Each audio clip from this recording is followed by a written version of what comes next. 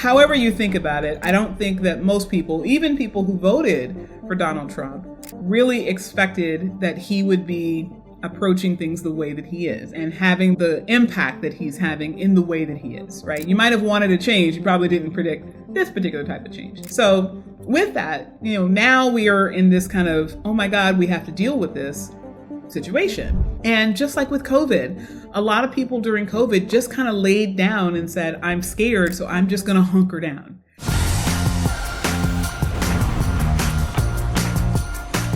Hi, everybody. Welcome back to another episode of the Crushing Chaos with Law Firm Mentor podcast, where today we are going to ask and answer a very important question.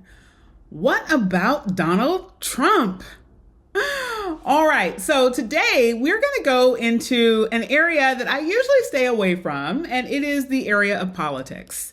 Now, for those of you that have been listening to the podcast for any length of time, you know that I grew up in a household where there was definitely divergent political thought. I always say, but for being a Black woman, my mother would very much be America's next best Republican. Like, she is as red can be. Or at least she was.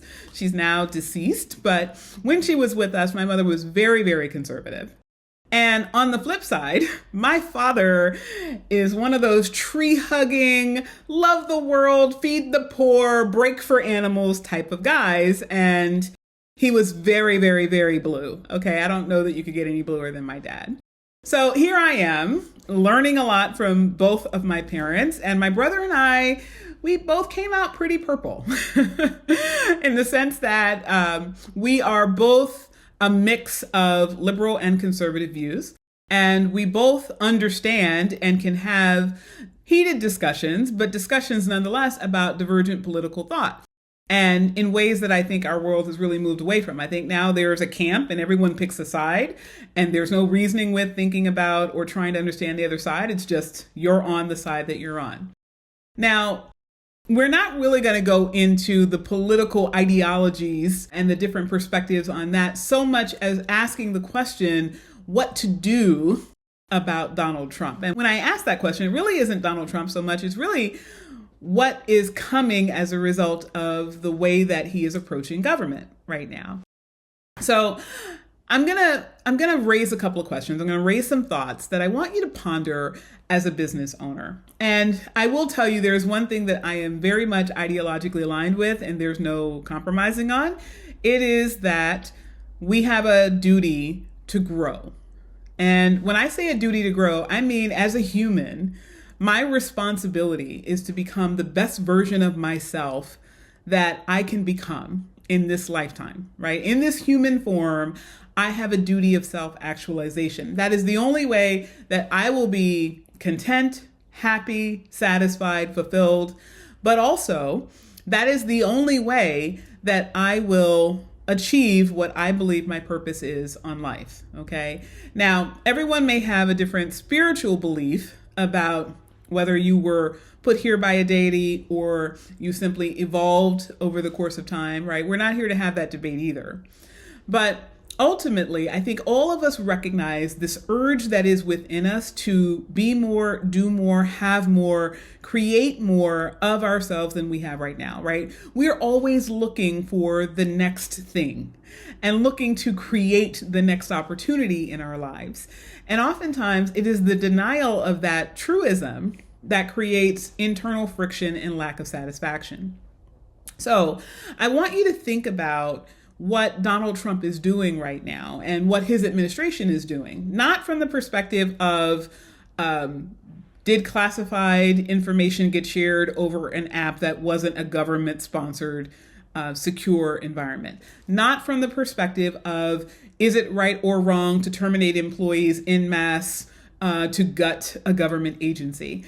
Those are political beliefs and oftentimes moral beliefs that people can disagree about, right? And frankly, we can disagree about anything. But if you're watching this podcast, you probably are at least aligned with the recognition that there is something in us as business owners that allowed us to create outside of the norm, right? It is not the norm to create a business. If you are a business owner, you're probably spending a lot of time listening to podcasts, reading books, being in Facebook groups and communities of people that are also business owners. So sometimes we can start to think that the way that we think is normal, but I assure you statistically, it is not. There are far more employees than there are owners. There are far more people that follow the 9-to-5 mindset than people that believe in work-life integration, right? There is something in us as business owners of people that joined a profession and then started a company, whether you did it fresh out of law school or you did it a few years or even many years into your career.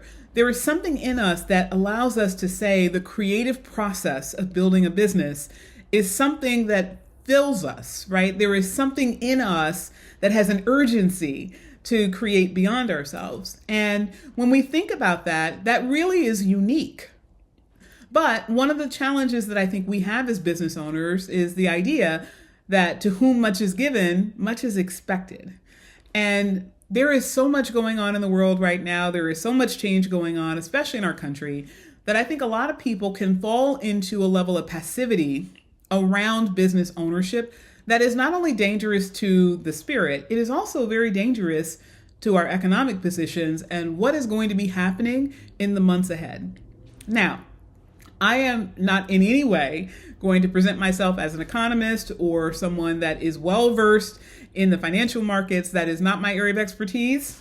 I got people on payroll for that, right? But I will say that I think that it is very clear at this point, whether you are following economists from the Heritage Foundation or you are following the economists that are associated with the last administration, or you are looking for people who are politically agnostic and are simply looking at whatever their chosen profession is, that economists pretty much agree we are on the verge of recession. We have definitely been in economic contraction and difficulty for some time. We have not been in a formal recession, right? At least not as recession has been defined. But most people are complaining about things getting more expensive and life costs more. And I think there is at least an awareness on both sides of the political aisle that wages have not kept up with the rate of growth in our cost structure. That's the reason why we are now having a housing crisis, that the cost of buying a house relative to the average earnings of the people who would be purchasing a home at whatever price range are just not compatible anymore. That's why it takes so much longer for people to be able to buy their first home than it did in our parents' generation, right? The boomers had a very different experience than the millennials are having when it comes to that issue.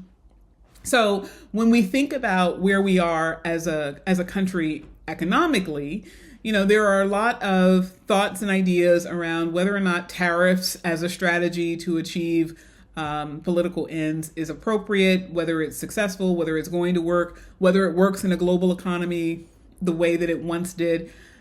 Again, not here to debate that. Just recognizing that that is a question and recognizing that that is an issue that is currently on the table for a lot of political pundits, but also a lot of economists, a lot of political strategists. I think it is very clear that there is such unease around the strategy and such unease around how this particular administration is approaching the government and approaching our relationship with allies and approaching foreign relations, that unease does not do well for our economy, right? We as people don't like change. We certainly don't like change that is unpredictable, right? We don't like the idea that we can't say, generally speaking, this is going to happen. Sometimes it might go left, it might go right, but generally, if we adopt this strategy, this is what the outcome is. There is certainly a level of change that I think was promised to us by this particular president. And that change was desired by some, very much not by others. But however you feel about the proposed changes and things that are actually happening, there are consequences to the way in which the government overhaul, we'll call it, is being approached. And because it is causing so much uncertainty, that almost always does not bode well for the financial markets, right? We don't like uncertainty. We don't like the feeling that we don't know what's next. And because of how many people are being laid off and the massive number of layoffs and the way in which certain government agencies are just being gutted, there's a real challenge here, right? If you just think about the number of people who are employed in the United States, whether they're employed in the private sector or the public sector, if you take, I don't know what the percentage would be, 15%, 20% of the people employed in the public sector, and then you make them available to the private sector, well, over some period of time, industry does change and evolve to meet the needs and opportunities that present themselves, right? And business owners, we know, are always seeking opportunities. So the private sector could absorb those folks. The problem is that absorbing them takes time, right? A private sector business doesn't immediately say, oh, look, there's 30,000 people that are available to hire. Let me go out and create jobs for them. Normally, there has to be the opportunity to fuel economic growth through expansion of opportunity for business owners and companies, right? And how we make those expansions, some people say it's through tax policy. Some people say it's through overall financial health, right? If there are more people with more resources available to buy your product or service, you're more likely to get your product or service sold, and hence we'll need more employees. But the absorption of people into the private sector from the public sector isn't going to happen overnight, right? There's going to be some period of time where we're going to have a significant amount of people who are unemployed and a significant number of people who are constraining their resources in order to preserve what they have until they can reemploy, oftentimes at a lower rate of pay, which will further constrain their resources. So what do we do about that? And I think, unfortunately, recession is upon us, right? Because we have had economic contraction even before this massive change that's going on right now with the current administration, we have to also consider the fact that we do have to move differently in recessionary times. Now, unfortunately, what a lot of us do is we go into our instinctual lack mindset and we say, well, if there are fewer people available to buy my service, then I'm going to sell less of my service. So I need to save every cent that I can in order to weather the storm of having fewer people to sell to. And that is almost always a mistake. I want you to think about COVID, right? COVID is probably the greatest example of a cataclysmic change that was kind of thrust upon us. It happened very quickly. We had whiplash of, oh my God, this thing is here. And now what do I do, right? It's kind of like that with the current administration. Now, some people will disagree with that. They'll say, well, you knew it was coming by virtue of knowing an election was coming and knowing that he was running.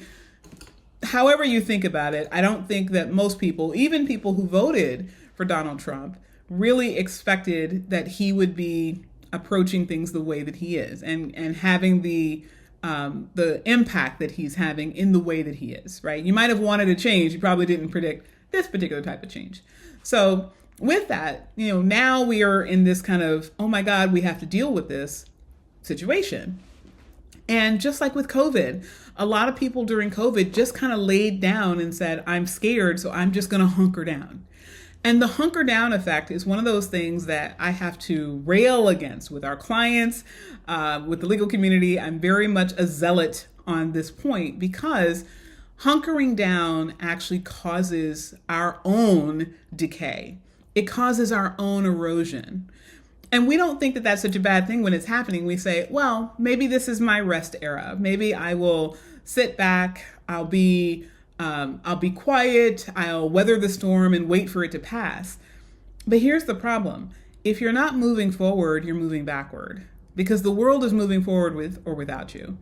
And the real scary part, this is the part that I think a lot of people don't want to grapple with, is that there are a lot of potential and some might even say likely outcomes of the way that the current administration is approaching our current political climate and the way in which the world sees the United States and engages with the United States.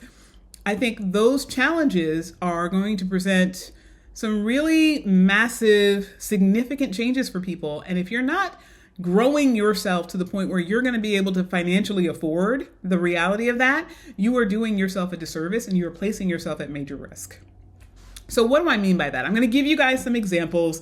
I don't want you to think that I'm just kind of on a soapbox here talking about grow for the sake of growing, right? This is very much grow for the sake of surviving, right? Growing is not something that I think you have the option out of right now. So let's talk about some things that are going on in the public discourse and some of the risks that are associated with it. So I think for a long time, no matter what side of the political aisle you were on, you thought that Social Security was pretty secure, right? It's always been the older populations, right? Whether it was the boomers or even Gen X. Gen X was, every group has been supportive of sustaining Social Security because at some point you were compelled by law to pay into the system, and then your money was taken and you were told by law you would be entitled to get your money back once you got to a certain age. And that age keeps going up and up and up and up, but there is an age, right? At some point you're going to receive this money.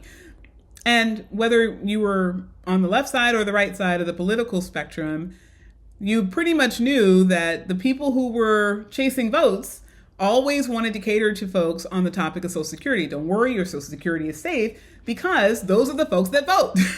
So they wanted to keep the voters happy, and the voters were very pro Social Security. So what's going on right now? Well, first there's the languaging around Social Security. All of a sudden it stops being a return of your investment, right? You made an investment compelled upon you throughout your work years, and then you reap that investment. You receive back what you paid in when you are older, right? It stopped being about that, and it started to shift to you're getting an entitlement, right? It is somebody actually, I think, referred to it as a Ponzi scheme, right? This idea that this money is somehow the government's money, that it owns it and it didn't come from you, and so you're not entitled to it, and you need to get over your feeling of entitlement. Well, here's the problem. Quite a few citizens, and I won't even go into numbers and I won't go into percentages, but quite a few citizens, and by the way, I'm being very numbers silent because I don't want to get the keyboard warriors coming at me and saying, it's not this percent, it's that percent. Because I'm certainly not a political strategist and I don't pretend to be one. I don't even play one on TV. But I think we all can agree when I talk about things globally with the premise, right? The premise is that once upon a time, this was thought of as money that was taken from you that's returned to you. And now, if you just listen to the media is very much talking about it as an entitlement, or at least the current administration is talking about it as an entitlement, because they ran on an anti-entitlement platform, right? Everything that they're doing away with is an entitlement. So what's wrong with doing away with this particular entitlement? Well, economic calamity might be a reason not to do away with Social Security, because obviously there are quite a few people whose sole source of income or primary source of income is Social Security. So I want to now pose this to you as a business owner. Do you have an elderly parent, grandparent, aunt, uncle, cousin, whomever, somebody that you love that is on Social Security? And if you do, does that person have the ability to replace his or her monthly Social Security check with his or her own savings? If the answer is no, the question then becomes, what are they going to do to live when that check is gone? Well, you as a business owner and as someone that is emotionally connected to, familially connected to, perhaps morally, emotionally connected to this person, might feel an obligation or at least a desire to help them. Can you afford to help them? Can you afford to replace $3,000 or $6,000, right? But some of you might have parents that are both on Social Security. Can you afford to replace 2 Social Security checks in the course of a month, every month for the duration of their lives? Who knows, right? You should know. But if your thought is, I don't know, or, oh my God, I couldn't possibly, that might be a risk for you, because what's going to happen? Mama's got to eat. Are you just going to let mama starve, or are you going to take some action? Most people would take some action, even if that meant depriving themselves in some way. But unfortunately, a lot of business owners can't. unless they grow, right? So again, it always comes back to growth. It always comes back to what are you able to do and what risk does it pose if you decide to say, I'm going to hunker down and hope for the best while things are going on because I'm scared, I'm uncomfortable, maybe I'm pissed off about what's happening in the world. Whatever your thoughts are, if you don't have the ability to financially afford the consequences of what's going on right now, the time to take action about that is right now, right? You still have, as a business owner, the opportunity to grow and scale. You might not be electing that right now, but you have the opportunity, okay? Let's talk about something else, right? Social Security is kind of a big one, but let's talk about all of these government departments that are being eviscerated. Now, a lot of people are opposed to government as it currently operates, and that's people on both sides of the aisle, right? There are people that have long said a civil servant who is pushing papers from the left side of the desk to the right side of the desk should not be getting $300,000 a year plus perks and 6 weeks of paid vacation, and a union rep who advocates for them to have 2-hour lunches and so on and so forth, right? A lot of people feel that government is oversized, even though relative to the number of people that we have, government is actually smaller than it was in the 70s. Nevertheless, people feel that government should be smaller, and there is definitely government overreach. Most people can acknowledge that, right? How we go about fixing that is the question. But the premise of too much government or government doing too much or government having abuses of power in place, not something that I think is particularly controversial. But when you start gutting government departments, that is a lot of people suddenly displaced from employment. And that isn't just people that you may be personally connected to, it is people that you may be selling to, right? So if you're selling legal services, how many people are going to be able to afford your service if they need your service, but they are now displaced from income, right? Now, you might say, there are always times of employment. It kind of ebbs and flows. The private sector will absorb the jobs from the public sector. And that may very well be true because, again, businesses do tend to react and respond to opportunity. And the fact that there are no longer going to be certain government agencies doing work doesn't mean that the work doesn't get done anymore. It now means it probably is going to be available for contracting out. The private sector may take it on, etc. So those jobs may be recreated, but those jobs are not recreated the moment that they are taken away, right? If we suddenly put $30,000 out of work, 30,000 people rather, out of work, what happens to the income from those people? Well, they're probably going to be collecting unemployment for so long as we have unemployment. That's a whole other story, right? But they're probably going to collect unemployment, and they're probably going to be saving every cent that they can, spending what they need to survive, pay rent, pay mortgage, pay utilities, etc., eat. But every discretionary cent, and a lot of people would see a lot of legal services as discretionary, they would simply say, I can't afford. And that may very well impact your bottom line as a business owner. Now, that doesn't mean that you don't grow. That may mean that you have to shift your strategy, right? It might mean that rather than growing the service that you have, you might need to expand into other services. Or rather than serving the people that are in the middle class or in the upper working class or even the lower wealthy class of people socioeconomically, you might have to shift into other markets or even expand into multiple markets so that you have diversity in your practice and your practice is less risk intolerant, right? Businesses are often very risk intolerant when you're only serving one type of person, one type of thing.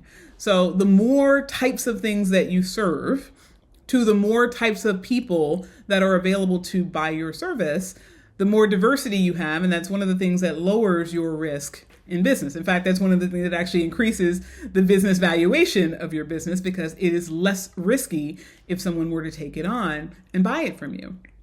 But again, if you're not having those thoughts and discussions now about what strategy you're going to employ, right, and how you're going to approach pivoting into other markets, pivoting into multiple markets so that you have some sustainability through recession, you really should be having those conversations now. And that, by the way, is something that our growth strategy team here at Law Firm Mentor talks to lawyers about all the time. Even if you are on the fence about whether or not you want to work with a coach, We do very much give value in the calls that people have about the strategy for growing their business. And they have those conversations with us many times and say it's what changed their life, even if they ultimately don't become our clients. Okay, next up. So we talked about Social Security. We talked about government departments being cut. The next thing I want to talk about is your practice area, right? So different practice areas have different opportunities and risks as a recession comes. And one of the things that I think a lot of people fail to consider is the economics of their clients. But not just the economics of them in the sense of, is my client employed versus not employed? But, if you're a business attorney and you're serving businesses will oftentimes have the same challenge that I'm talking to you about right now, right? Those businesses are in a hunker down mindset, and the hunker down mindset will oftentimes inhibit them from doing things that might necessitate your service, right? They might not want to have a business attorney on retainer in times where things are challenging. They may say, hey, we will call you when and if we need you. We don't want to just keep you around, right? We don't want to be on a subscription. Or perhaps they might be saying, hey, we have a lot of clients that are international and foreign relations are getting strained right now because of the way in which we are threatening to take over companies or countries that are our allies, the way in which we are engaging in tariff policy. It's causing a risk, and the risk is in the countries where my clients are located. So what does one do with that? Well, it doesn't mean you suddenly stop being a business attorney, but it might mean you need to, again, diversify your services. And it might mean that you need to start educating your clients. One of our clients here at Law Firm Mentor is a business attorney. And we were talking with this particular client. We have actually quite a few business attorneys, but one of our clients is a business attorney and had a conversation with one of our lead coaches, Deb. And one of the things that came up was this idea that my clients are really concerned right now about really the strength of the US dollar and whether or not they're going to continue to be able to cross countries, we'll call it, to do work in the US and do work in other countries. And one country, of course, is Canada. The thought that Canada should be the 51st state and all of that rhetoric has caused quite a ripple effect for this particular client, very large client of one of our clients. And one of the things that we've had to educate this particular LFM client about is, you are a resource for your client. Clients oftentimes don't think of their lawyer as just their fill-in-the-blank lawyer, right? You're not just my personal injury lawyer or just my family attorney or just my real estate attorney. You're my attorney. An attorney oftentimes signifies a higher level of responsibility, a higher level of knowledge and awareness, a resource for the client. And so in times like this, you oftentimes have to rise to the occasion of being a resource for other people. One of the things that grew Law Firm Mentor, we actually went from being a multiple six-figure company to being a multiple seven-figure company in about a year. And that year happened over 2020 into 2021. Well, why was that? That was because I decided to kind of press pause on selling when we were just going into COVID and things were kind of hunkering down because the legal community was scared.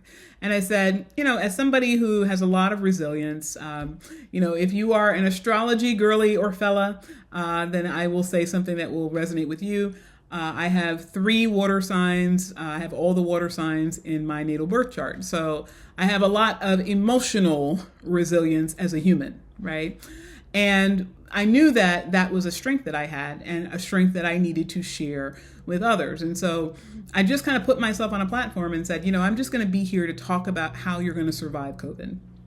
And we started having that how to survive COVID conversation. And I invited experts in and accountants that served lawyers so we could really understand the CARES Act and the PPP loans and the EIDL loans and how to go about, securing funds for yourself. Then we started talking about how to create virtual culture. My law firm shifted to being a virtual firm, as did many during COVID, and we have very successfully sustained being a virtual culture. In fact, so much so that I always give employees the option of coming into our office, but we downsized our office because nobody was electing to come into the office even when they could. They loved being at home. So we're like, Well, if you're not going to use the space, why am I spending 20 grand a month on, space in the richest town in America in lovely Short Hills? Why not spend $2,500 a month? So we were able to immediately create some scaled profit just by virtue of downsizing when our lease was up, right? A lot of folks did that. But those types of strategies we started talking about and just giving it away for free, right? Just being a resource to our existing clients, but also a resource to the legal community. And the more you become a resource for your clients and your prospects, the more you will sell because people will be ingratiated to you. People will say, this is a person who can help me, right? This is a person who elected to help me when they didn't have to. And that is what will oftentimes fuel growth, and oftentimes will fuel growth in recessionary times, right? We know that billionaires have been created during recessions. We know that people have taken what is considered a very modest amount of wealth and scaled it during recessionary times, but it does require intentionality, right? You don't just happen upon money when there is a tightness in the energetic field around money. You have to go out and pursue it. And so how do you pursue it? Well, there's lots of different ways to do that, and that's something that we talk about here in the Law Firm Mentor community in our membership, right? We have the Essentials Plus membership. It's a relatively low-cost membership monthly where our coaches are always giving out strategic advice and guidance in the various different areas of business. And one of the things that I'm really happy about is that the more people are signing up for it, the more they are telling us these are the sorts of things that we actually want to hear about. So just as the podcast is a resource, similarly, our membership is a resource, and it gives you a little bit more depth than what I usually have the time to go into on the podcast episodes. All right. So the last thing I want to touch upon is tax issues, right? There are a whole lot of folks that have not gotten their financial house in order. And for a lot of lawyers, there's a lot of embarrassment around that. I remember when I was at a time in my legal career when I had maybe 2 or 3 years of tax returns that I hadn't filed.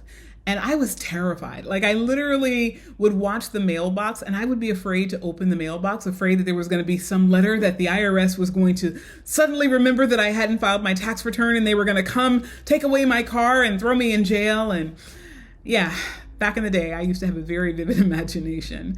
But I know quite a few lawyers that have those same similar thoughts.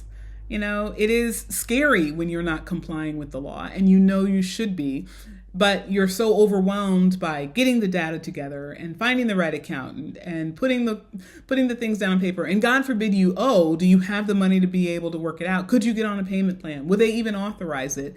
And what's going to be the audit risk if you have many years of back taxes owed? And so there are a lot of thoughts that are legitimate thoughts, and they are legitimate questions for a financial professional. Again, that's not me.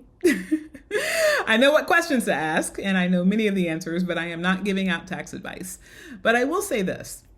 The tax issue presents an interesting conundrum in the current administration because of the folks being fired, IRS employees are on the list. So one would think that's a good thing, at least good in the sense of, well, they can't come after me if there's nobody there, right? They can't come after me if there are no employees that are going to be able to take their time and attention. But here's the crazy thing. This is the thing that I think oftentimes gets overlooked by business owners. We oftentimes talk about taxes, right?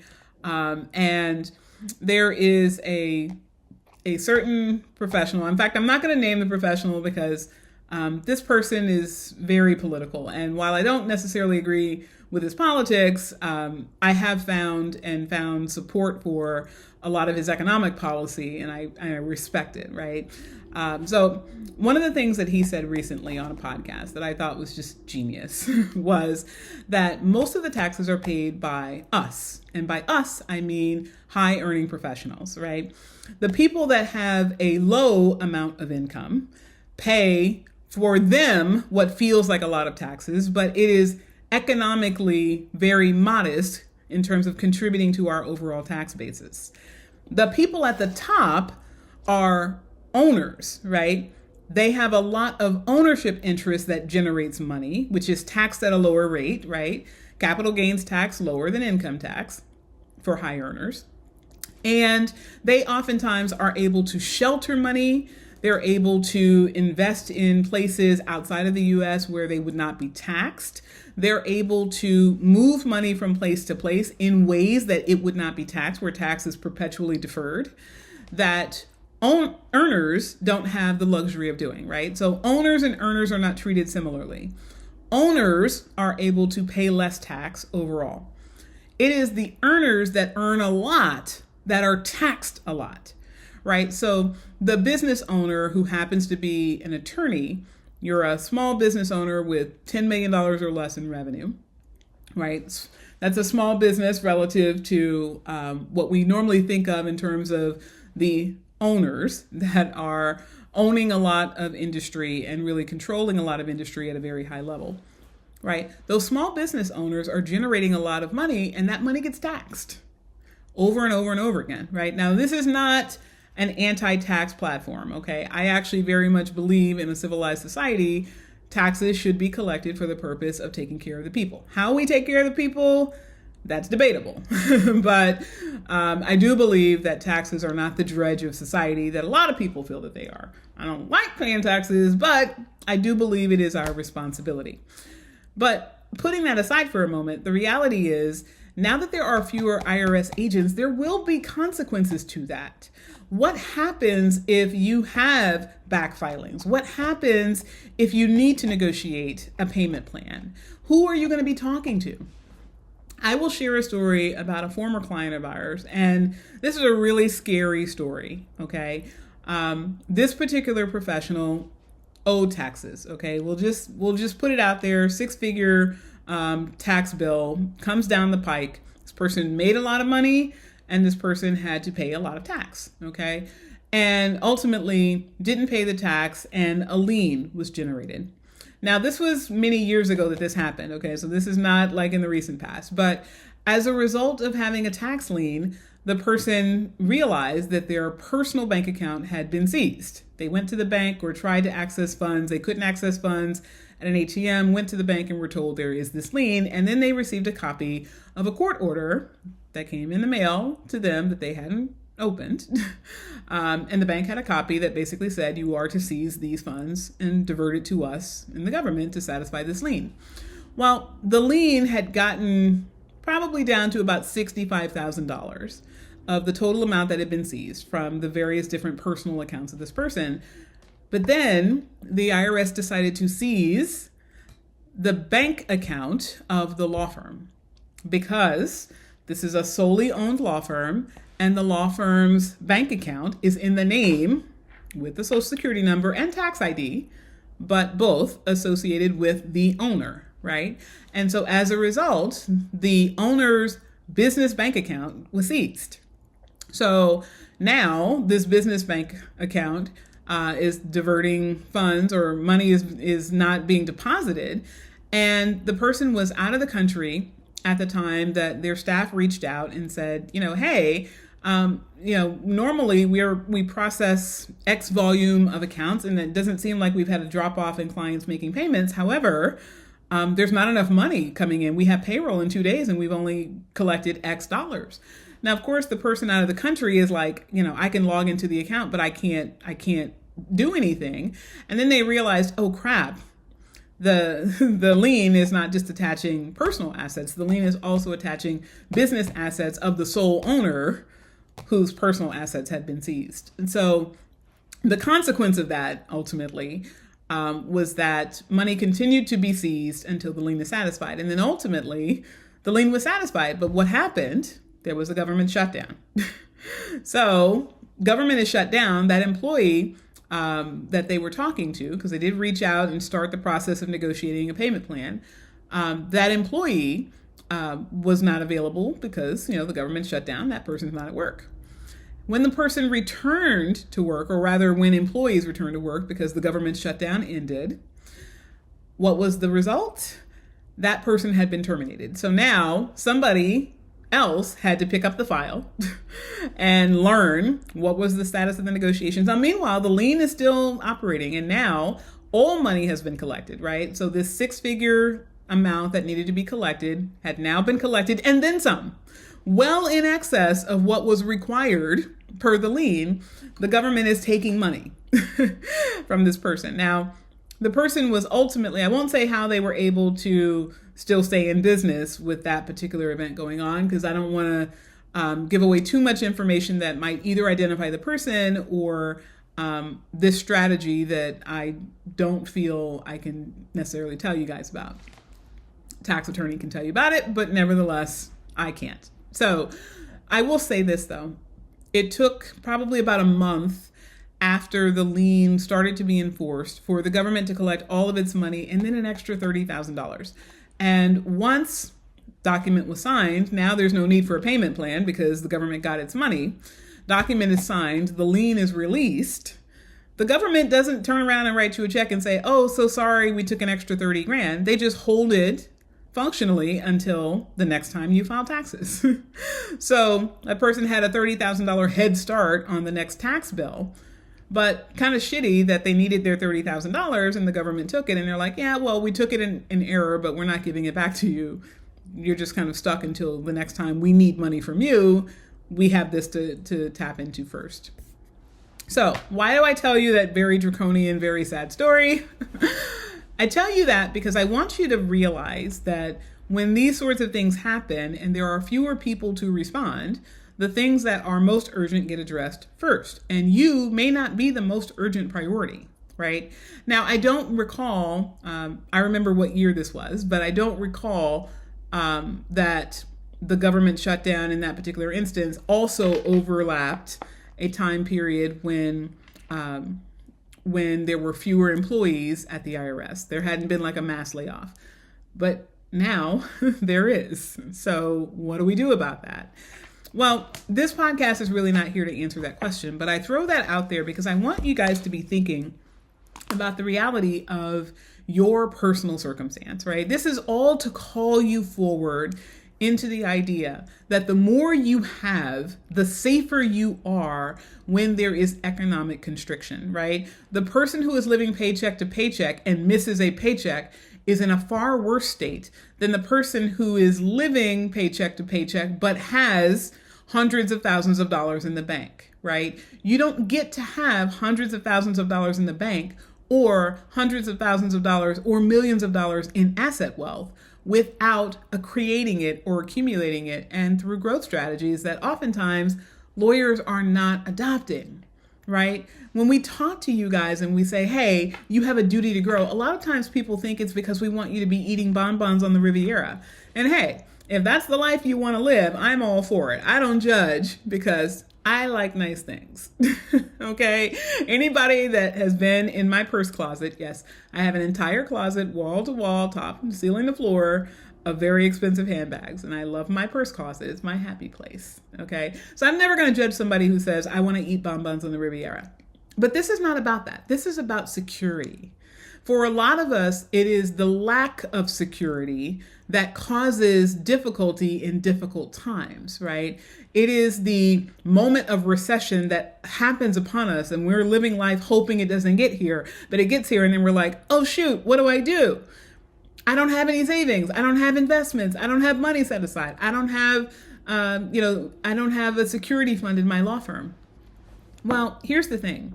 You're never going to create those things until you create those things. And that means that right now, when you see that there is the opportunity ahead for a recession, when we see the likelihood is for a recession, the question, what about Trump, has only one answer, and it's to grow your ass off.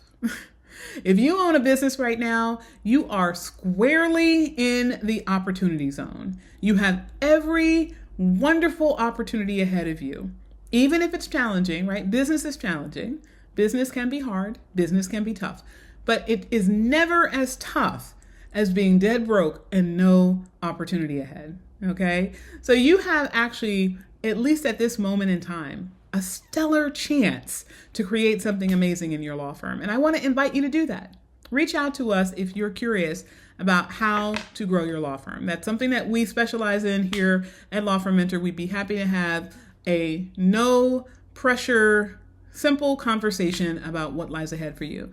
But I will tell you this, what lies ahead for all of us is a question mark, except the fact that we are likely heading into a very difficult economic time. And growing your way out of it is definitely one way, and probably the only way, to secure yourself and your family as this time is upon us.